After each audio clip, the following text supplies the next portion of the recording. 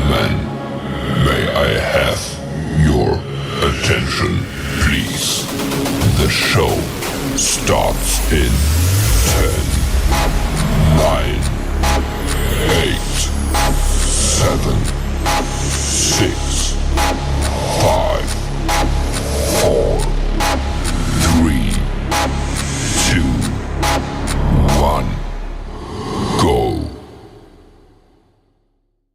Hey everybody, welcome to the Free at Last podcast. I'm Mick, And I'm Tammy. and we're coming to you live from the Appalachian Mountains right here in the home of Eastern Kentucky. We're very excited tonight. We have a special guest. Um, this guest I have known for a long time. We've actually went to high school with, graduated in the same class, and it's kind of awesome because it's like when I remember back to those times, if you would have told probably either one of us back then that we would be ministers of the gospel, we probably both would have laughed. But yes, let's do a deep dive in. Um, our special guest tonight is Mr. Greg Barker. Greg is the founder of A Knock for Jesus. And Brother Greg, just to get started off, why don't you tell us, or how about you tell us how you came to the Lord, and then we'll get into a Knock for Jesus ministry. Okay. Well, it's kind of interesting. I had an interesting life starting off. I started off as a foster kid, and I was adopted into a family that happened to be Mormon. So I grew up being Mormon, and when I met my wife, it was almost an immediate submission to the true gospel of Jesus Christ. I separated myself from Mormonism and focused more on a personal relationship and a relationship knowing that no matter how good I can be, that each day I fail.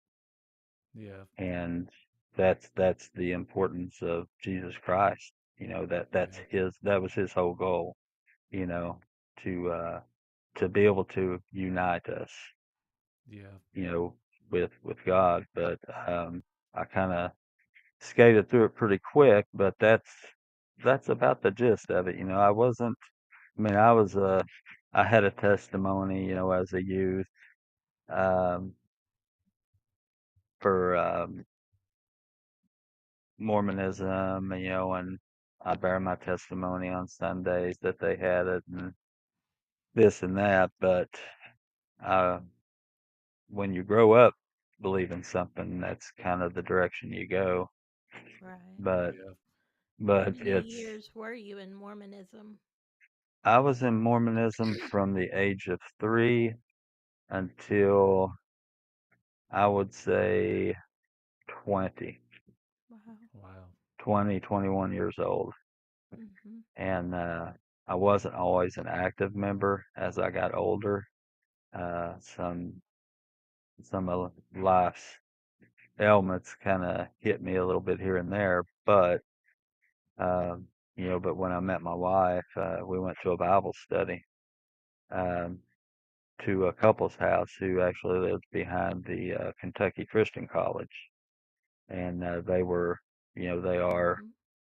uh, Christian, and really from there that began my walk. It's been steep at times, it's been downhill at times, and Yeah, uh, or I shouldn't say downhill, more of a level specter, and uh, Mm-hmm. but that's that's what led me to the the I should say God, Yeah. and Jesus Christ, knowing exactly who they were and who they are, and So, when you went to this Bible study with your wife, did you feel like that they were trying to pressure you to like convert over to Christianity? Like, was all of this sounding foreign, or in Mormonism are you taught about Christianity? Actually, it wasn't uh, pressuring at all. Um, they were very sweet couple, and the people that were there, they were more our age at that time. And the couple was actually interested in hearing a little bit about Mormonism, So Yeah. I discussed a little bit about of that, but ultimately, you know, I uh, I don't know. I mean, it's almost like I closed my eyes, opened them, and my Christian walk began. Wow. And the husband of the couple's house that we went to for that, he actually wound up baptizing me a little Wow, bit later on. Uh-huh. that's cool. Very. So, going from when you got saved, tell us how the Lord led you to this A Knock for Jesus ministry. Well, it I had an interesting life, some interesting positions. I was in the military for 12 years, Oh, okay. and just being around people, Yeah, and I've always, you know, uh, I've always had a fond likening to the term, the difference between uh, listening and hearing. yeah, If you're hearing somebody, it's just the basic, yeah, I got your name. yeah, But if you're actually listening, yeah. you can learn probably what that person is like within the first 5 minutes of engaging in a That's right. conversation. Mm-hmm. And um, I just it led me to, you know, I I got to thinking one day. I thought, I'm no longer Mormon, but Mormons do one thing that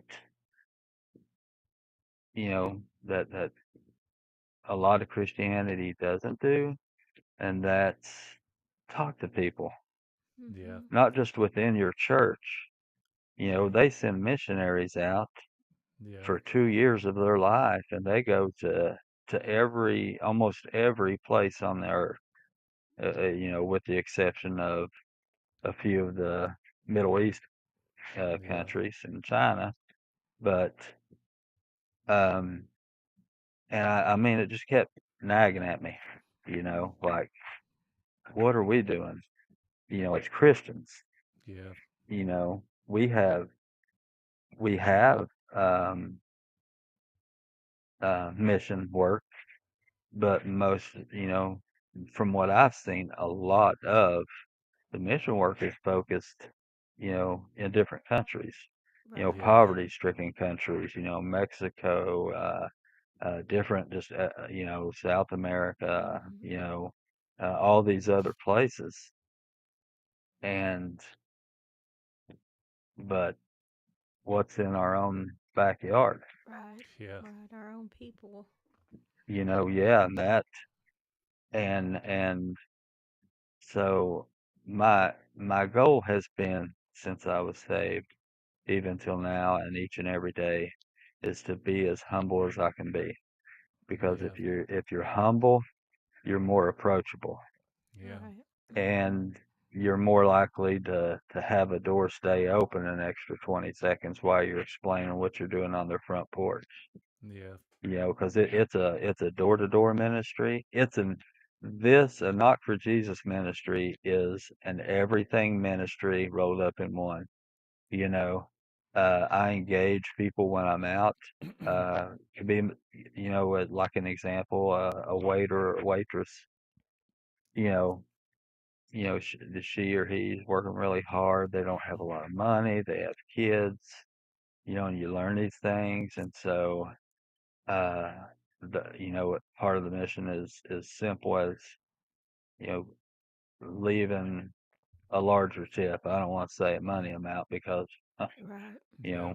know, money fluctuates, but, you leave them an amount that it hits them in their soul. Yeah. Yeah. Mhm. And it just, I think that it humility can be, uh, um, what's the word I'm looking for? It can be contagious, Yeah. Oh yeah. Mhm. and another aspect of the ministry is following up. It's Oh, not for just, sure. yeah, it's not just saying, hi, hey, this is who I am. Um, I could be in Florida, which is where I'm going to be in a week and a half, but Wow. I can be in Florida and I can talk to somebody. And what happens when I talk to people, I always make sure that they're okay with it, but I have my notepad with me and I take down their information, their contact information, phone numbers, Mhm. and stuff like that. And, um, you know, uh, I take that information down because I want to show a paper trail with the ministry that it's not just, hey, I woke up this morning and I thought this would be a Yeah. good idea. Yeah. This is the Yeah. work that's being done. It's always good when you have evidence. Oh Oh yeah. Evidence yeah. is important. Mhm. Yeah. We have the Dead Sea Scrolls as Christians, right? That's part Yeah. of the evidence that we know that the Bible is true, Yeah. and we know that that the Earth's not millions of years old, Yeah. no matter how much they want to preach that. But anyhow, Yeah. Mhm. um, it's it's as simple as listening to somebody. If somebody wants to talk and they have a lot on their chest, being humble. It's a ministry that requires humility, Mhm. and you check your pride at the door. Yeah. There's no pride. I've learned if you some simple math. If you add humility and take away pride, wow, Yeah. you know, you'll see things spiritually that I don't think you could, with that pride or with that wall up. And it also, having that no pride and stuff, and you're listening to people, you can actually listen to what they're really saying, understand each Right. circumstance that they're Mhm. explaining to you, and at the end of the day, all of us are pretty much the same. Yeah. Yeah. We are. It's the pride that separates us. It could Mhm. be the pride of the job, pride of Yeah. having money, pride of I'm the patriarch of this family and this is how it is, and Yeah. just pride of anything. Yeah. But that's and And that can even like I said, creep in ministry too. It's like, in churches you could have people say, "Well, I'm the preacher, or I'm the pastor, or I'm the evangelist, or I'm the, the prophet, whatever." Joel Osteen, Yeah. Yeah. Mhm. and I was listening to a news clip where they were interviewing Joel Osteen, and Joel Osteen doesn't minister about hell. Yeah. He doesn't. Right. His ministry is oh, feels good Yeah. moments.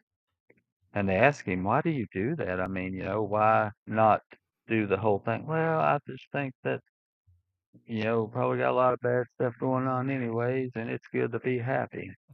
Well, happiness is more prevalent in him because he's a billionaire.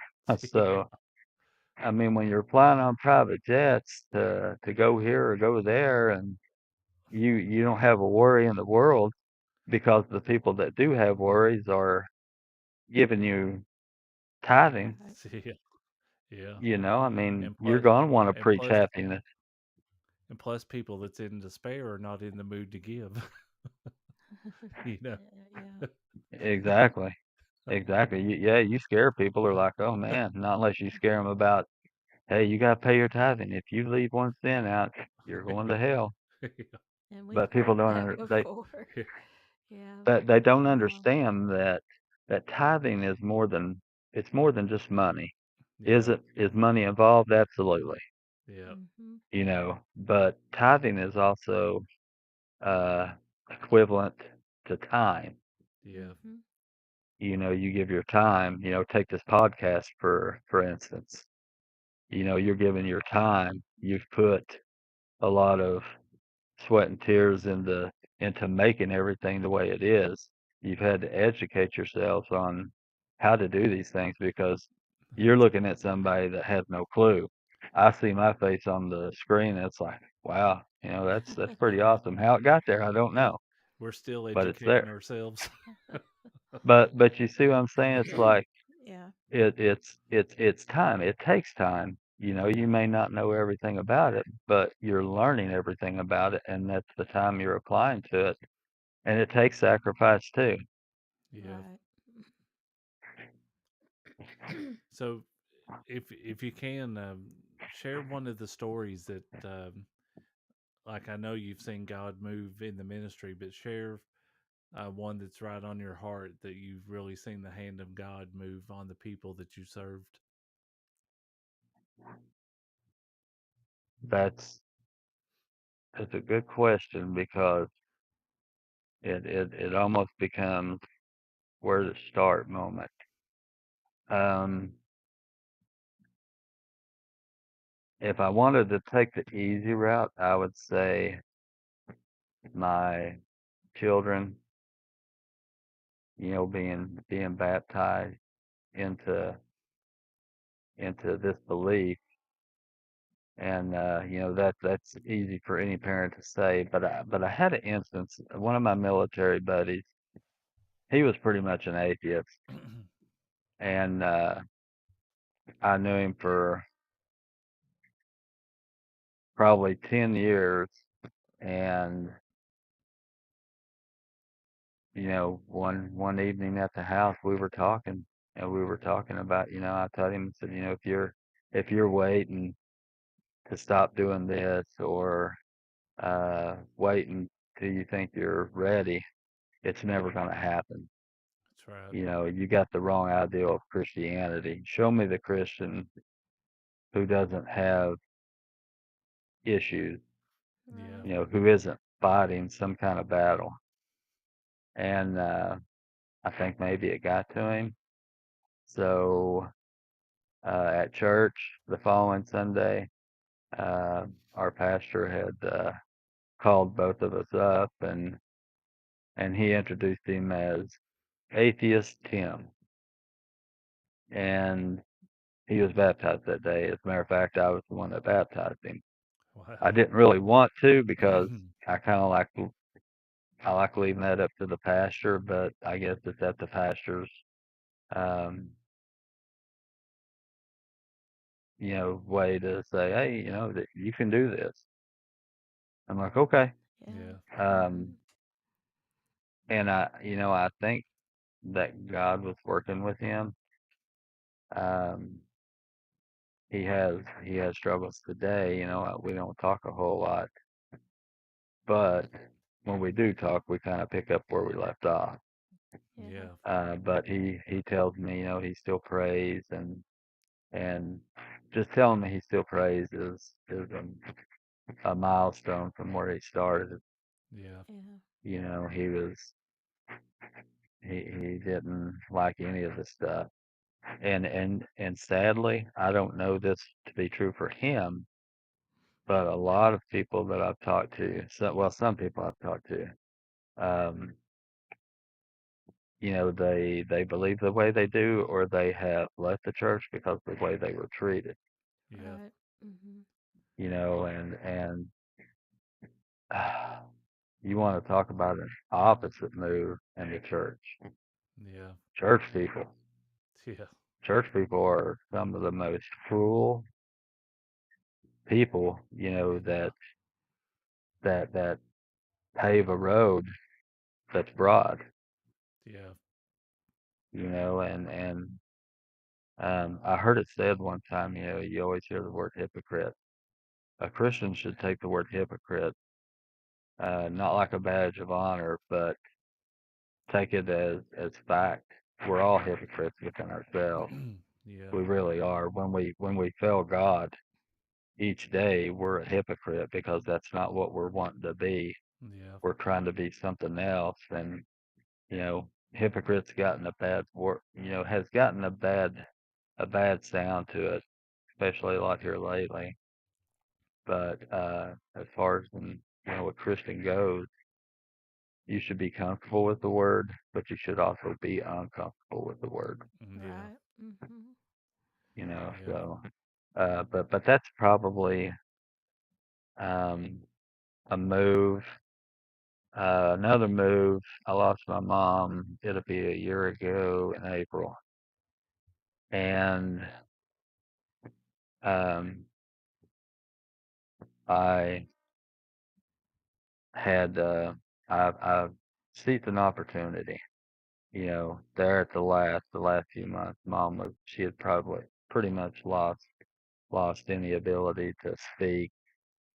Mm. She could look at you, but that was it. And she was in what they called failure to thrive, and that's just where your body's it's weak and it's giving out.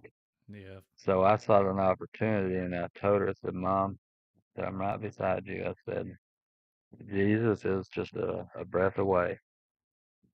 I said, accept Christ, that He is the Messiah, and that He did die. Uh, not in so many words, but Mom was never a practicing Mormon ever. Mm. She was raised up Baptist, so that was interesting having a Mormon father and a Baptist mother. Right. But Dad, I have to give it to my dad. He never did pressure Mom. He never did push her into anything like that. Mm. And it worked for him.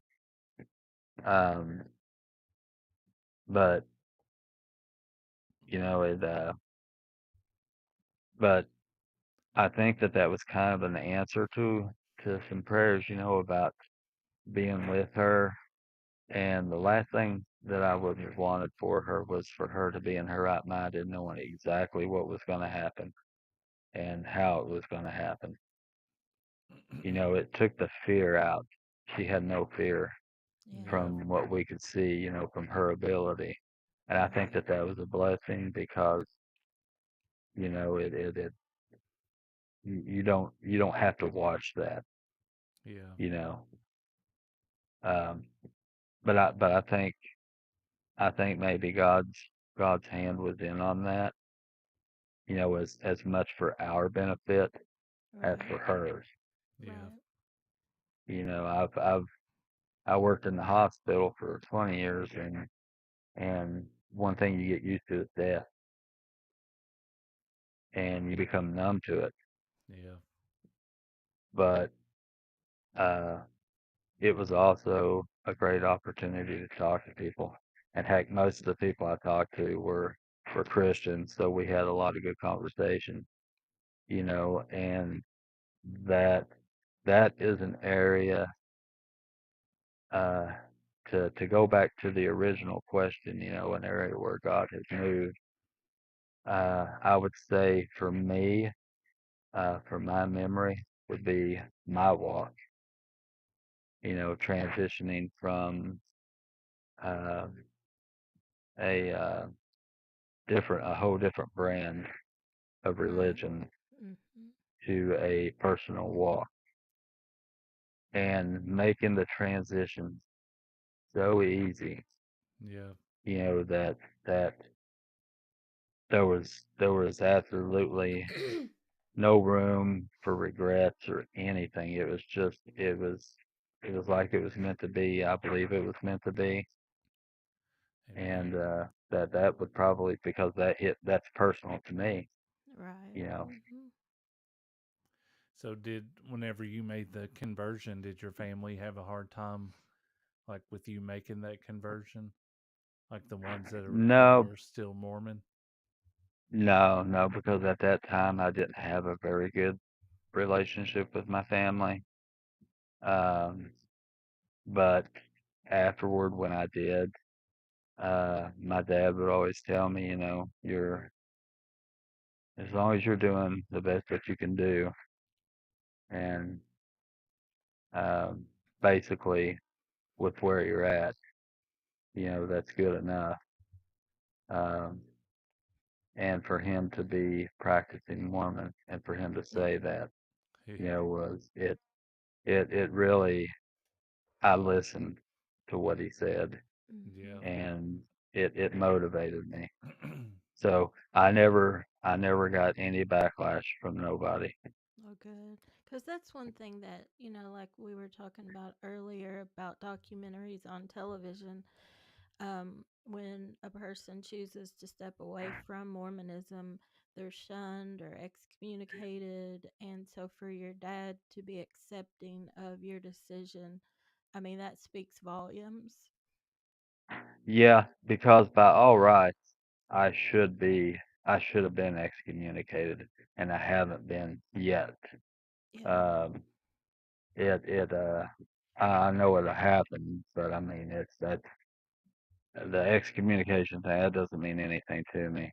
I mean Mm-hmm. it's not saying anything bad or negative as far as Mormonism goes, Yeah. but Mm-hmm. uh, something like that. I mean, I welcome it because I'm more than I couldn't be happier from where I'm at Yeah. today versus where I Mm-hmm. was at 20 years ago. Right. Well, I think that too goes to show that he has to have seen the fruit of of Jesus in your life, and for him to say that, you know, praise God. It's like you're being a witness with, but just by walking it. Yeah. Yeah,